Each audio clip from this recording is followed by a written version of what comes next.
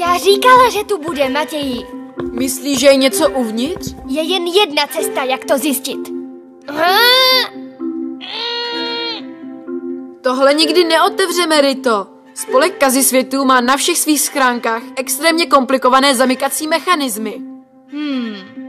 Nepodceňuj nás, Matěji. Dívej!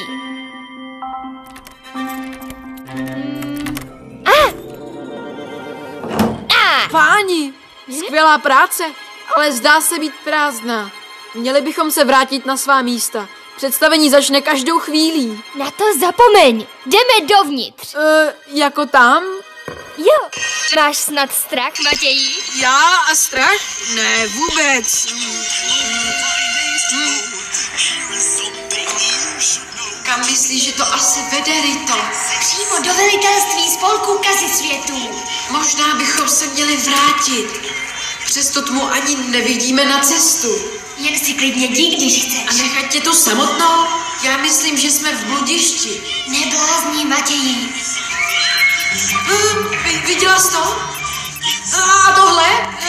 Doručují zprávy, Matěji. Seber jim jednu. Co? No, já bych... Matěji! Mám to! Mám ji! Opatrně, Matěji! Mohla by se... trhnout. Skvělá práce, děti. Teď už víme, kde plánuje spolek Kazisvětů udeřit příště. Škoda, že máme jen půlku toho vzkazu. V této části se zmiňují o pařížském revolučním umělci 19. století. Píšou, nenechte ho zachytit okamžik. Co by to tak asi mohlo jenom znamenat? To je záhada. Musíme jet do Paříže. Paříže? Paříž je prý město ve Francii, kde by toužil každý umělec žít. Ano, barone. Najít toho správného ve městě plném umělců bude oříšek. Ve městě plném umělců, co se snaží své obrazy prodat, možná výhodně nakoupíme. Potřebujeme zaplnit muzeum, Belo, do Paříže. Abych své emoce dokázal přenést na toto plátno, potřebuji dokonalý okamžik a místo. Zaznamenali jsme vysokou úroveň emocionální energie v oblasti Paříže. Paříž, město lásky. Mon amour. Co tam začít psát náš příběh lásky? Ticho, tajná zbraní. Ano, má paní. Ale co takhle před cestou ochutnat tyto palačinky, připravené s láskou jen pro vás? Co to má být? To už ani neumí poslat mi vzkaz v celku? To je neuvěřitelné. Agentko, najděte Clauda Moneta. Klíčem k jeho kariéře. Co má tohle být? Kariérní klíč? No nic, pojďme tedy najít umělce Clauda Moneta. A pak najdeme způsob, jak odstranit ten klíč. Tak jo, tajná zbraně, směr Paříž. Nemusíte to říkat dvakrát, má sličná paní. Voilà! Promiňte, pane, hledáme umělce, který v Pařížanech probudí nové emoce a způsobí tak revoluci ve světě umění. Emoční revoluce? My Pařížané už máme revolucí dost. Co na něj říkáte? To není špatné. Mohl byste mi do zítřka připravit 300 kousků v různých barvách? Mám sebou 200 franků a ty mohou být zítra vaše, milý pane. 200 franků? Zapomeňte. Pokud chcete kvalitní obraz, musíte dát umělci čas. Umění nevzniká okamžitě. Barone, umění nemůžete kupovat jako housky na krámě. Jistě, že můžu, Belo. Musím zaplnit celé muzeum, od toho jsem přece tady. Nezapomeňte, že hledáme jistého umělce. Ale jak ho poznáme? Dobré ráno, máte přání? Vidím, že jste tu malbu zapomněl venku na dešti a všechny barvy se slily. Vadné kusy já nerad, ale za tento bych vám byl ochoten zaplatit, řekněme, 1 penci. Ale ta malba nemá vadu, pane. Je perfektní, barvy jsou smíchané zcela záměrně, loď proplouvá mlhou. No, vaše mínus, příteli. A vysvětlete mu někdo, že příště nemá nechávat obrazy na dešti. Barone, klid. Říkáte, že tato malba se snaží zachytit kouzlo okamžiku? Ano, madam. Barone, v té tajné zprávě stálo zabránit umělci zachytit okamžik. Možná je to náš člověk. Ale tohle je obraz Williama Turnera a ten zrovna není v Paříži. Prý zachytit okamžik. Je to všechno jenom banda budiš k ničemu, juniore. Ale ale jsou to umělci. Dělají z barona pěkného blázna a to mám rád. Pojďme se k nim připojit, juniore. Jdeme.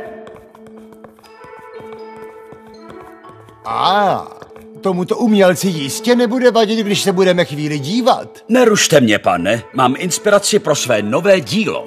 No tak se do toho pusťte. Šup, namalujte mi něco výjimečného. Vy to nechápete. Umění chce čas. Musíme pečlivě pozorovat scénu, kterou chci malovat. Potřebuji zachytit ten správný okamžik. Pokud se mi to podaří, tak mé mistrovské dílo bude přetékat emocemi. To musí být ten umělec, kterého hledáme. Oho, jak se jmenujete, příteli? Claude Monet. Nože, pane Monet, abych osvětlil situaci. Mám prázdné muzeum, tudíž potřebuji spousty obrazů. Co kdybyste tohle vaše veledílo na chvíli odložil a vystřihl mi, řekněme, pár set malůvek? Ale... Barone, přestaňte. Nezapomeňte, že Monet potřebuje zachytit okamžik a my buďme opatrní. Agentka XY může... Mám pro vás horkou novinku, která uvrhne Paříž v údiv. Rejpalismus. Žasněte nad tou krásou. Páni, jsou tak realistické. Který mistr je namaloval? Mistr Božrejpal. Následujte mě do jeho ateliéru, kde se věnuje tvorbě. Přesně něco takového hledám. Pojďme, Belo. Jen jděte, barone. Zůstanu s Monetem, aby mu nikdo nenarušil jeho okamžik. To je nádhera. Tomu říkám technika. Jak docílit takové dokonalosti? Díky neskutečnému talentu a dovednostem dokáže mistr Božrejpal namalovat dokonalý obraz během několika sekund. Kolik asi chcete za ty obrazy, mistře? Jsem bohemský umělec. Nedovolím, aby má díla měli muži buržoazie, jako jste vy. Ale mohl bych je ve svém muzeu vystavovat zdarma, jen pro potěchu návštěvníků. Vaše muzeum není vůbec hodno mého umění. Prosím, velký mistře, namalujte díla pro mé muzeum. A kdo je největším umělcem na světě? Přeci vy, mistře Božrejpale. Hlasitěji, neslyším vás. Vy, mistře, prosím, mistře. Řekněte pěkně, prosím. Pěkně, prosím, namalujte něco pro mé muzeum. Nikdy! Pro takového uměleckého ignoranta já nikdy malovat nebudu. Pokud však za mnou přijde pravý umělec, dám mu své mistrovské dílo zdarma.